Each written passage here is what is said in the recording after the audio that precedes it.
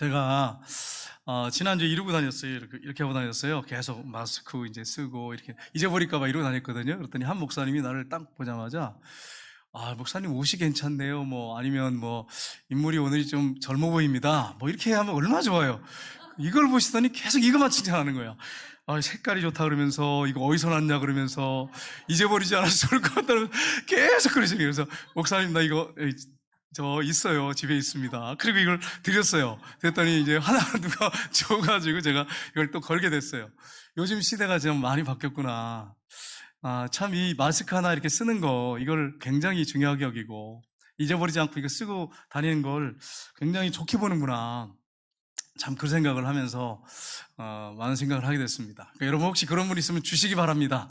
그래서 그냥 주시고 드리고 왔어요. 그냥. 그랬더니 하나 또 누가 주셔가지고 갖고 있습니다. 여러분 탈무드에 보면 이런 글이 있어요. 어떤 아버지가 아들에게 이웃집에 가서 낫을 좀 빌려와라 이렇게 얘기했어요. 낫을 빌려와라. 그래서 이제 아들이 이웃집에 갔습니다. 그래서 우리 아버지가 그런데 낫이 필요하다는데 낫을 좀 빌려주십시오. 그랬더니 안 된다고, 빌릴 수 없다고 딱 다시 잘라버리는 거예요. 그러면서 안 빌려주는 거예요. 돌아왔어요. 집에 와서 아버지 옆집에 가서 낫을 빌려달라고 하는데 안 빌려줍니다. 할 수 없지 뭐 시간이 걸려도 천천히 해야지. 그러면 가서 낫을 사가지고 왔어요. 며칠이 지났는데 그 집에서 낫을 빌리러 온 거예요. 낫이 부러졌는지 와가지고는 낫 좀 빌려주십시오. 그러니까 아들이 화가 났잖아요. 얼른 들어갔어요. 아버지 낫 안 빌려주는 옆집에서 낫을 빌리러 왔는데 어떻게 할까요? 그러니까 아버지가 뭐라 그러냐면은 저 집에서 낫을 안 빌려줬으니까 우리도 빌려줄 수 없어 하는 건 그게 뭐냐? 복수다. 복수다. 저 집에서 낫을 빌려주지 않았는데 그럼에도 불구하고 나는 빌려준다. 너희들은 안 빌려줬지만 우린 빌려준다. 그건 증오다. 다 잃어버리고 내가 낫이 필요하니까 얼마나 필요한 빌리러 왔겠나. 그리고 좋은 마음을 가지고 빌려주는 것은 긍휼의 마음이다. 이렇게 가르쳐줬어요. 여러분 같으면 어떻게 하시겠어요? 대번에 빌려주지 마. 뭘 빌려줘? 빌려주지도 않은 집. 옆집 자상이 뭐야? 그렇게 무시한 집을 뭘 빌려줘? 이렇게 할 거 아니겠어요? 근데 다 잊어버리고 빌려주는 건 좋은 마음인데 그게 긍휼의 마음이다. 빌려줘라. 이렇다는 거예요. 이게 탈무드에 나오는 글이에요. 여러분 우리의 마음이 어떤 마음인가? 정말 사람들을 바라볼 때 긍휼의 마음을 가지고 바라보는가? 아니면 똑같이 저 사람이 나한테 한 대로 나를 복수할 거야. 그런 마음을 갖고 하는지. 아니면 나는 적어도 크리스찬이니까 저 사람은 나한테 이렇게 대해도 그럼에도 불구하고 난 이렇게 대할 거야. 이건 증오의 마음이래요. 이 정도만 해도 괜찮다고 생각하지 않겠어요? 근데 이게 증오가 담겨 있는 거예요, 마음에. 너는 그렇게 안 했지만 나는 이렇게 할게. 이게 증오의 마음이죠. 근데 그걸 다 잊어버리고 오히려 좋은 마음을 가지고 불쌍히 여기는 마음을 가지고 내가 잊어버리고 해주는 것은 그게 긍휼의 마음이라는 거예요. 우리 주님이 원하는 마음이 긍휼의 마음이라는 거예요. 오늘 읽은 본문 말씀이 그 내용이에요. 오늘 본문에 보시면 예수님께서 세리마태, 그 당시에 죄인들의 대명사, 사람 취급도 안 했던 사람이에요.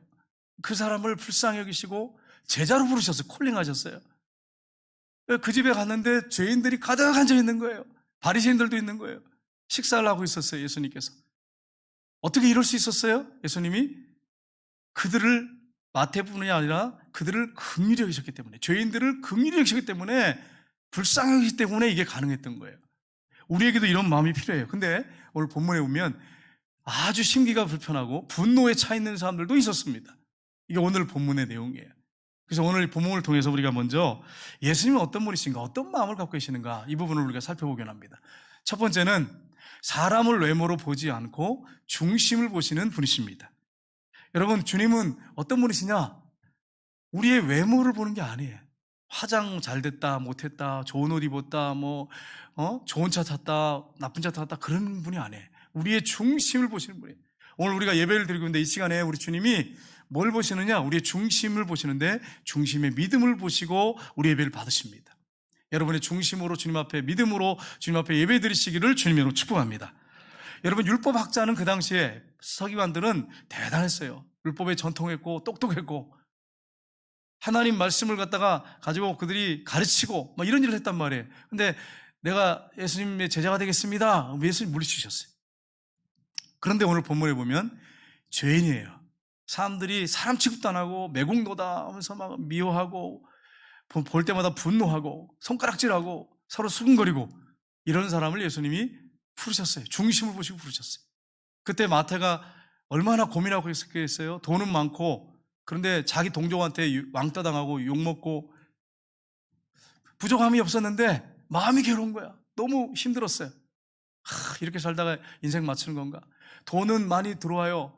왜냐하면 그 당시에 세리들은 세금을 징수하고 일부를 바치고 많은 돈을 자기가 착복했단 말이에요. 그 부경을 누렸단 말이에요. 근데 돈을 많이 버는데 부족함이 없는데 한쪽 가슴은 뭔가 뻥 뚫려 있는 것 같아요. 너무 외롭고 고독하고 이거 해결할 방법이 없나? 예수님에 대한 소문을 들었어요. 그분한테 가고 싶은데 나는 그런 갈 자격이 안 되는 사람이에요. 난 성전 근처에서 기도할 수 없는 사람이에요. 난 죄인 중에 괴수야. 나 같은 죄인을 하나님 받아주실까? 나 같은 죄인을 예수님 받아주실까? 그런 마음으로 가득 있는 거예요. 근데 예수님이 오시더니 나를 따라오너라. 콜링하신 거예요. 제자로 부르신 거예요. 얼마나 좋겠어요. 그래서 바로 그 자리에서 다 모든 걸 내려놓고 예수님을 따랐습니다. 예수님이 그 가운데 중심에 고민하고 괴로워하고 외로워했던 거 이런 것들을 너무 잘 알고 계셨던 거예요. 그래서 우리 주님이 그를 부르셨을 때 그는 모든 걸 버리고 따를 수 있었던 거예요. 여러분 사무엘상 16장 7절에 보면 이렇게 되어 있습니다. 같이 읽겠습니다. 사람은 외모를 보거니와 나 여호와는 중심을 보느니라 하시더라. 아멘. 우리 하나님 뭘 보신다고요? 중심을 보신대요. 중심을 보신대요. 사람은 외모를 봐요. 그러니까 외모를 대충 하면 안 되겠죠. 사람도 외모를 보니까. 그러나 이거는 두 번째고 더 중요한 것은 중심이에요. 중심. 중심이 내 마음이 하나님께 어떤 마음을 갖고 있는지 하나님은 중심을 읽고 계신단 말이에요. 그 중심을 여러분 하나님 앞에 드리셔야 돼요. 오늘 예배 시간에 와서 예배 드리는데 너무 고통스럽고 힘든 분이 있을 줄 압니다. 그래서 정말 상한 마음 가지고 나와서 주님 말도 못하겠어요. 다른 사람한테 너무 힘들어요. 이런 마음을 가지고 예배 드리는 분도 있을 거예요. 주님께서 여러분의 마음을 읽고 계시고 알고 계십니다. 우리는 몰라. 주님은 상한 마음, 여러분의 상한 마음, 찢긴 마음, 깨어진 마음을 보고 알고 계십니다. 그 주님 앞에 여러분의 마음을 다 내어놓으시기를 주님으로 축복합니다. 두 번째는 개인적이고 실제적으로 만나 주시는 분이십니다. 예수님이 중풍병자를 고쳐주셨어요. 그리고 해변가를 가시면서 많은 사람들이 따랐죠. 말씀을 가르치시고 기적도 행하셨습니다. 그리고 세가나에 앉아있는 마태를 보셨습니다. 그리고 그를 부르셨고 그 집에 들어가셨어요. 예수님이 실제적으로 개인적으로 그를 만나 주셨어요. 그래서 그를 구원하신 거예요. 여러분, 예수님은 타인의 시선을 의식하지 않으셨어요. 우리는 안 그러잖아요. 타인의 시선을 얼마나 의식합니까? 여러분, 아침에 세수하시고 화장하시고 옷 이렇게 탁 이제 매무새를 가다듬고 왜 그렇게 하세요? 왜 그렇게 하고 나오세요, 밖에? 왜 그렇게 하고 예배 들어오시죠? 하나님 보여드리려고 오시는 거예요? 중심은 보여드리지만 혹시라도 목사님이 보고 계실 텐데 이러면서 이제 보여요. 여러분 다 보여. 혹시 뭐 장로님 집사님들을 볼 텐데 내 외모를 보시진 않나 혹시 이거 보고 그래서 여러분 제일 좋은 옷 입고 오셨죠? 네, 그런 분도 있을 줄 압니다. 여러분 왜 그럴까요? 우리는 타인을 굉장히 의식해요. 그래서 죄인들 보세요. 죄수를 보면 딱 잡히면 자기들이 큰 죄를 졌잖아요. 그럼 어떻게 해요? 수갑 채우고 딱 그러면 어떻게 해요? 옷을 뒤집었어요. 뒤집었어. 경찰이 하는 건지 본인이 하는 건지 모르겠는데 옷을 뒤집었어. 목욕탕에 불이 나요? 뭐 가리고 나와요? 얼굴 가리고 나와. 얼굴 가리고. 이게 굉장히 타인을 의식해 우리는 그렇게 살아요. 여러분 지금 그렇게 웃고 계시지만은 여러분 타인 의식하고 살잖아요. 나는 전혀 사람들 의식하지 않습니다. 말도 안 되는 소리예요. 다 의식하며 살아. 근데 예수님은 전혀 의식하지 않으세요. 그리고 죄인을 부르시고 죄인 집에 들어가셔서 음식을 드시고 그들을 불쌍히 여기시고 그러셨어요. 예수님은 쥐가 없는 사람도 돈이 없는 사람도 가난한 사람도 죄인도 죽을 뻥에 걸린 사람도 세상에서 손가락질 받는 사람도 귀신 들린 사람도 빚에 쫓겨다니는 사람들 빚쟁이들한테 그런 사람들도 주님께서 불쌍히 여겨주시고 만나주신다고 하는 사실이에요. 얼마나 감사합니까? 사람들은 안 만나줘요. 자격이 안 되면 안 만나줘요. 예를 들어 제가 시장님한테 정말 하소연할 게 있어서 저를 좀 만나주세요 그러면 스케줄을 보고서 이 사람이 나한테 필요한가 꼭 만날 사람인가 아닌가를 확인해보고 그 사람하고 뭐 만날 수 없다 그러잖아요. 그리고 바쁘다고 돌려버리잖아요. 근데 우리 주님은 그런 분이 아니란 말이에요. 어떤 형편에 있든지 간에 우리가 주님을 만나기 원하고 주님 앞에 가까이 나오기를 원하고 주님을 찾으면 만나주세요. 우리를 너무 사랑해서 만나주세요. 이게 얼마나 감사합니까? 이 시간에도 주님께서 여러분을 만나주고 계세요. 여러분, 이렇게 귀한 분, 실제적으로 개인적으로 만나주세요. 여러분이 힘들고 어려울 때 주님 앞에 엎드리세요. 근데 여러분 기억할 게 있어요. 세상의 양다리 다 걸치고 어떤 걸 그걸 그렇게 사랑하면서 주님 만나주세요, 만나주세요. 여러분 만날 수 있겠어요? 만나주시겠어요? 생각해봐요.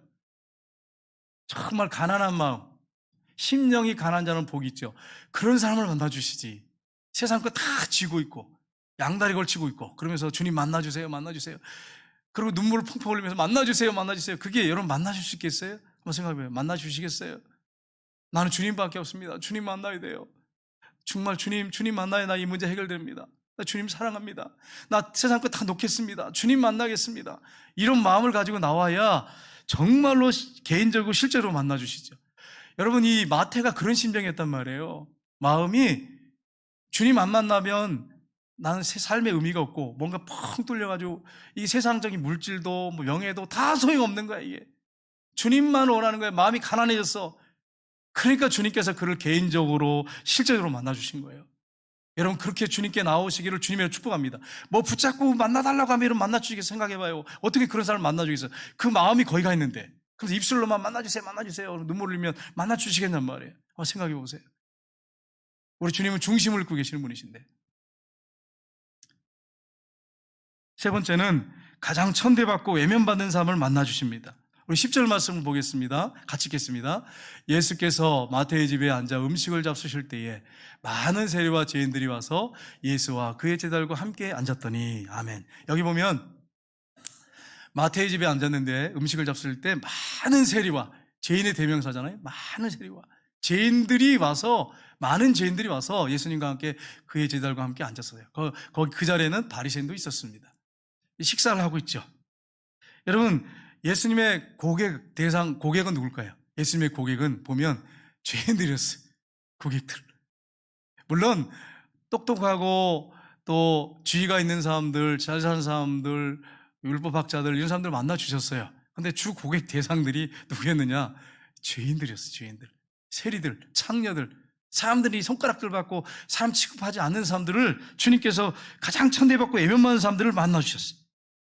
여러분, 교회는 잘 사는 사람, 못 사는 사람, 무식한 사람, 유식한 사람, 머리가 똑똑하고 잘난 사람, 미련하고 어리석은 사람, 과거가 깨끗한 사람, 과거가 복잡한 사람, 믿음이 강한 사람, 믿음이 약한 사람 다 모였습니다. 그러니까 여러분, 우리 주님께서는 가장 천대받고 외면받는 사람 외면하지 않고 다 받아주시는 분이에요. 여러분 이걸 아셔야 돼요. 어떤 청년이 이런 간증을 한 걸 들었습니다. 이 청년이 80년대에, 지금은 이제 청년이 아니죠. 80년대에 자기 집에 자가용이 10대였대요. 자가용이 10대였대요. 얼마나 부자입니까? 근데 사업하다가 아버지가 부도를 맞아가지고 딱지가 다 붙었대. 집집마다 다 붙어갖고 어머니가 그것 때문에 술 드시기 시작하면서 알코올 중독자가 되고 제1급 투석하게 되고 제1급 장애인이 되고, 아버지도 자살하려고 늘 생각하시고 술 드시고 비참하잖아요. 자기도 그때 학생이었대요. 학생 때인데 내탕을 뗐대. 내탕을 학교에서 어떤 아르바이트 있으면 그거 띄고, 그리고 저녁에는 치킨 배달하고, 그 다음에 또 대리운전하고, 또 아침 새벽에는 음식물 치우는데 차 뒤에 타가지고 치우고, 내탕을 떼는 거예요. 죽을 힘을 다해 떼었대요. 근데 돈은 그렇게 많지 않더래요. 뭐 부도는 집안이 이거 가지고 되겠어요? 얼마나 절망적이겠습니까? 근데 한 번은 음식물 쓰레기 뒤에 타고 가는데 친구가, 이 차가 이제 그 바닷가 바닷가를 지나가는데 친구가 여자친구들하고 차를 빌려가지고 놀러 왔더래요. 그러더니 봤대요. 보지 말게 해달라고 막 기도했대요. 하나님 제발 보지 않게 해달라고. 근데 봤대요. 근데 자가용 차가 쫓아오더래요. 막 이러면서 손짓하면서 음식물 그거 뒤에 타고 가는데 막 그래서 아무기야 하면서 소리 지르면서 막 손을 들더래요. 그런데 따라오더래요. 계속 따라오더래요. 그런 일도 있었대요. 얼마나 비참합니까? 한번 생각해 보세요. 자기는 지금에는 빈부의 없어 이렇게 외쳤다는 거예요. 그런데 실상 자기가 딱 당하고 보니까 안 그러더래요. 안 그러대. 여러분, 이 현실로 들어가면 우리가 지식으로 하는 건요, 신앙은 형식적이에요. 여러분, 성경 지식 안다고 까불지 마세요. 어떤 분은 까부는 분 있어요. 이 정도 아는데, 내 잠잠하라고, 내가 하는 말 들으라고, 뭘 한다고 그렇게 큰 소리 치냐고. 이 지식 조금 성경 아는 거 가지고, 배운 거 가지고, 여러분, 우리가 교만하면 안 돼. 이거하고 마음에 믿고 행동하는 건 달라요. 전혀 달라. 주님은 중심을 보시고 삶을 보시는 분인데, 지식 조금 안다고 막 함부로 비판하고 삶 무시하고 이렇게 해라 저렇게 해라. 여러분, 주님 앞에 서게 됩니다. 심판대 앞에 서는 걸 여러분 아셔야 돼. 함부로 말하면 안 돼. 그러니까 지식으로 아는 거하고 달라요. 삶하고는 다르잖아요. 이게 지식으로 있던 게 가슴으로 내려오려면 고난이 있어야 돼. 고난이 있어야 가슴으로 내려 믿어져. 그럼 행동으로 옮겨져. 안 믿는 사람들 중에 전도하면요, 보면 앉혀놓고 교훈하는 사람이 있어요. 교회 안 나오는 사람이. 예수 믿으면 그렇게 하면 된다고. 지식으로 아는 거죠. 이 사람 구원 받겠습니까? 구원 못 받지요.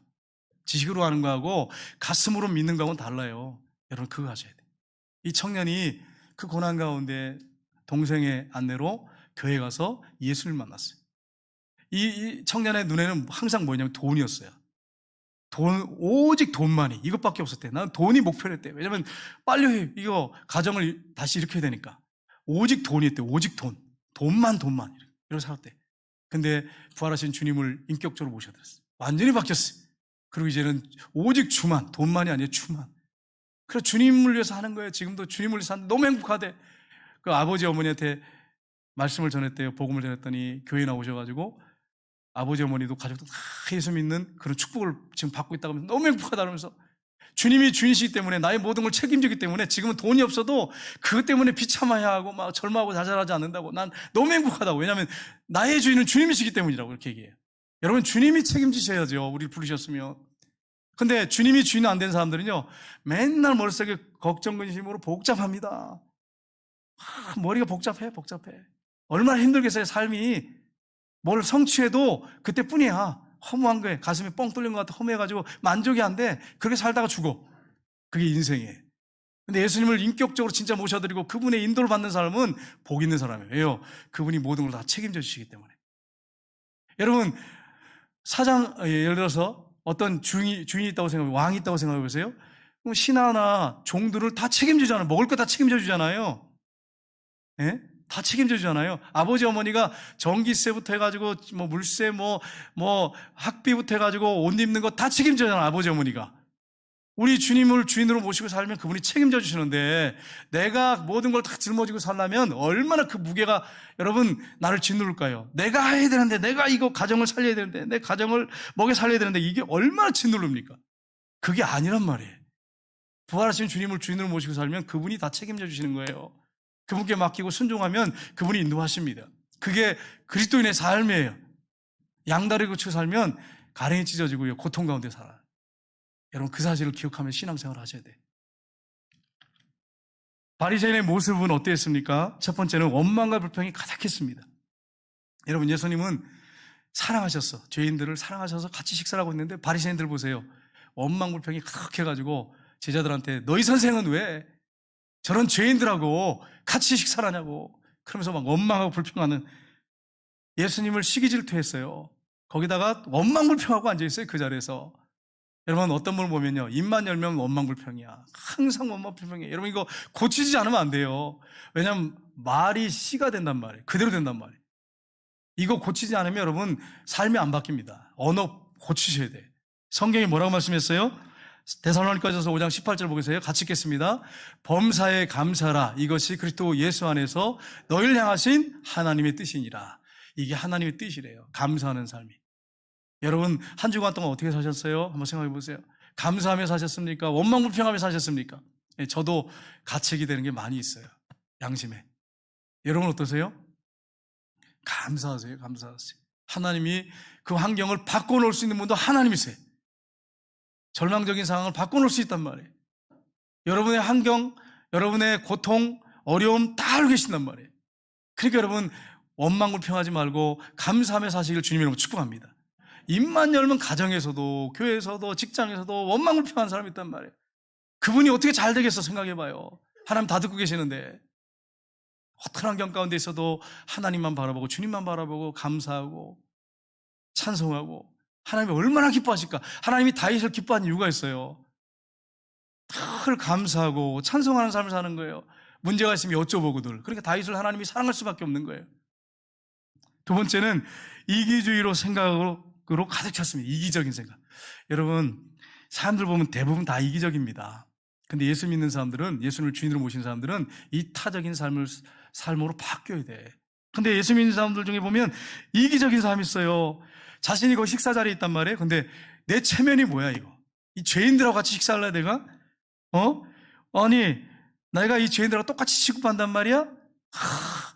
여러분, 그 죄인들을 불쌍히 여기고 이타적인 그런 마음을 가져야 되는데, 이기적인, 내 자존심, 내가 어떻게 되겠냐고 하는 거, 이걸 생각하는 거예요.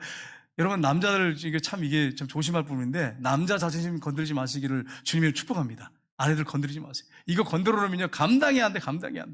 자존심 건드려. 근데 예수 믿는 사람들은 자존심까지 내려온 사람이에요. 자존심까지 다 주님 앞에 내려온 사람이 크리스찬이에요. 자존심 건드리면 안 해요. 여러분, 조심하세요. 기도하셔야 돼요. 자존심이 강한 사람들을 내려놓을 준비하셔야 돼요. 그렇지 않으면 안 돼. 자존심, 내가 죄인 취급받고, 나 이 동일시 다니는 이 사람들하고, 너무너무 기분 나쁜 거, 화가 나는 거예요. 여러분, 우리는 이타적인 그런 삶을 살아야 됩니다. 이타적인 삶. 상대방을 위해 살아야 돼. 크리스찬들은 하나님의 영광과 다른 사람의 유익을 위해 살아야 돼. 그게 크리스찬의 삶이에요. 근데 보면 예수 믿는데도 여전히 이기적인 사람이 있어요. 자기만 생각해, 자기 몸만 생각해.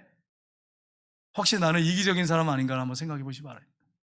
세 번째는 용서와 긍휼보다 정죄와 비판의 식으로 가득했습니다. 용서와 긍휼.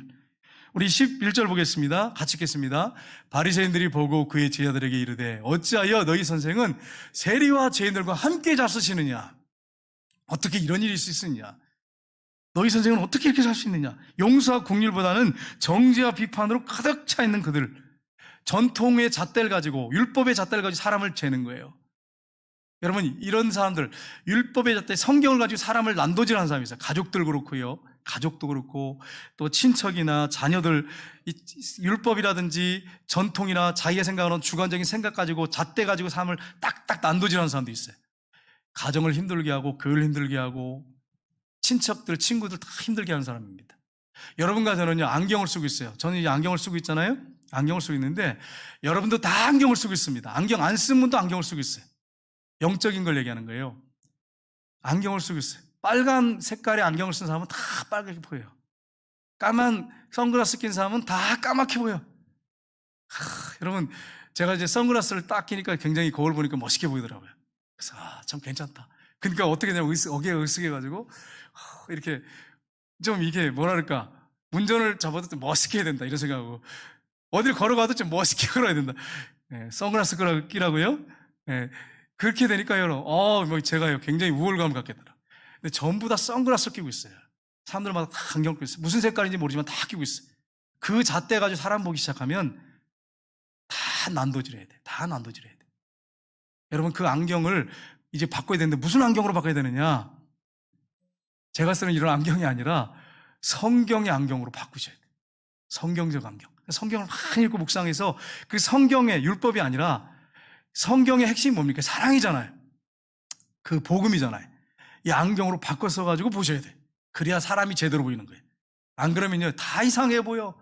저도 이상해 보여요. 저도. 목사도 이상하게 보이고, 장로님도 권사님, 집사님도 이상하게 보여. 자기 안경을 쓰고 있어요, 다. 그래가지고 이상하게 비판하고 앉아있어요. 정죄하고. 긍휼의 마음, 용서의 마음이 아니라 비판의 마음 가지고. 이게 안경을 쓰고 있다는 얘기예요. 우리가 이런 사실을 기억하고 나는 어떤 안경을 쓰고 있는가를 한번 가만히 한번 돌아보십시오. 참 이런 분들이 많아요. 그래가지고 이분 옆에 가면 힘들어. 자녀도 힘들고 가족 식구들 다 힘들어. 아내도 힘들어. 이런 남편 만나면 아내 힘들어요. 이런 아내 만나면 남편은 힘들어. 그래서 여러분이 성경적인 복음적인 그 안경을 끼우셔야 돼. 그래야 여러분이 세상이 제대로 보이고 사람이 제대로 보입니다. 그게 어떤 안경이에요? 사랑의 마음, 용서와 긍휼의 마음, 이런 안경을 가지고 사람을 보셔야 돼. 이게 정상적인 그리스도인의 모습이에요. 여러분, 사랑 없는 정의는 칼과 같습니다. 긍휼 없는 비판은 화살 같습니다. 수없이 쏴대는 화살 같습니다. 그걸 여러분이 아셔야 돼요. 바리새인의 태도에 대해서 예수님의 반응은 어땠습니까? 상식을 근거로 그들의 잘못을 반박하셨습니다. 상식, 일반 상식. 여러분, 예수님이 12절에 이렇게 말씀하십니다. 같이 읽겠습니다. 예수께서 들으시고 이르시되 건강한 자에게는 의원이 쓸데없고 병든 자에게야 쓸데있느니라. 아멘. 이건 일반 상식이에요. 여러분, 어떤 분이요 병원에 갔는데 이제 한 3개월 남았습니다, 6개월 남았습니다. 그러면요 의사가 절대적인 신이 돼버려요. 그분을 막 여러분, 그분이 하는 말 다 따라야 돼. 지시에 순종해야 돼. 제 말 안 들어요. 제가 이렇게 보면 그래. 제가 기도합시다, 말씀 보고 같이 기도합시다, 뭐 이렇게 수술하지 말라는 게 아니잖아요. 다 하고. 그런데 주님을 의지합시다. 그런데 이게 안 들어오는가 봐. 아주 그냥 의사 선생님이 신이 돼버려. 절대자가 돼버려. 근데 건강한 사람은요 의사 무시하고 살잖아요. 뭐 의사 말을 들을 필요가 뭐가 있어. 건강한데. 이 일반 상식이란 말이에요. 건강한 자에는 의인이 쓸데없고 병든 자에게 쓸데있느니라. 이게 지금 무슨 말씀입니까? 자신이 의인이라고 생각하는 사람에게는 예수님 필요가 없는 거예요. 하나님 필요가 없어요. 근데 나 같은 죄인은 구원받을 수 없다. 나 하나님 앞에 죄인이다. 죄인 중에 괴수다. 그런 마음을 갖고 있는 사람에게 예수님 필요한 거예요. 나는 어떤가? 나는 영적 상태를 진단해 보세요. 나는 주님 보실 때 영적으로 건강한 사람인가 병든 사람인가 생각해 보세요. 내가 이만하면 괜찮지, 나는 의인이지, 나는 열심히 살았지, 나는 부족한 게 없어, 이렇게 교만이 가득 차인 사람은 지금 병들어 있는 거예요. 그분에게 예수님 필요해요. 근데 자기는 몰라. 주님이 진단을 내리셔야 돼. 여러분은 어떻습니까? 영적 상태가. 난 정말 주님 앞에 설 수 없는 사람이다. 너무 부끄럽다. 주님 앞에. 주님만 나는 원합니다. 그런 사람이라면 여러분은 복 있는 사람입니다. 로마서 3장 10절 상반절을 보시면 이렇게 됐습니다. 기록된 바 의인은 없나니 하나도 없습니다. 한 사람도 없다고 말씀하세요. 한 사람도 없다고. 하나님의 눈에 볼 때, 말씀 앞에 섰을 때 의인은 없어요. 한 사람도 없어요. 두 번째는 구약 성경을 근거로 그들의 잘못을 반박하셨습니다. 우리 13절 상반절을 한번 보겠습니다. 같이 읽겠습니다. 너희는 가서 내가 긍휼을 원하고 제사를 원하지 아니하여 하는 뜻이 무엇인지 배우라. 아멘. 호세아서 6장 6절 한번 볼까요? 같은 뜻인데, 같은 의미인데, 호세아서 6장 6절 같이 읽겠습니다. 나는 인애를 원하고 제사를 원하지 아니하며 번제보다 하나님을 아는 것을 원하노라. 아멘. 하나님이 원하는 게 뭐예요? 인애를 원한대. 여기서 말하는 긍휼과 같은 의미입니다.